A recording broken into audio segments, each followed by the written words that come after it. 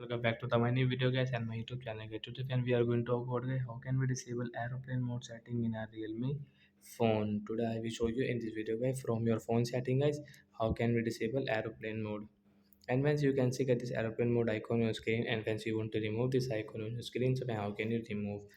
So first of all guys, we will have to on guys our phone setting guys. After on phone setting guys, you can see guys this type of setting in your Realme phone. So how can we disable guys aeroplane mode setting.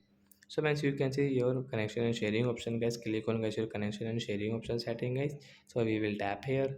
Then guys you can see your aeroplane mode setting. So when you want to disable, so when you can disable from the right side this icon guys, tap here to disable. After disable guys, you can use your hotspot setting, and friends you can use your mobile data setting without any problem. And guys also call setting guys, you can also use it.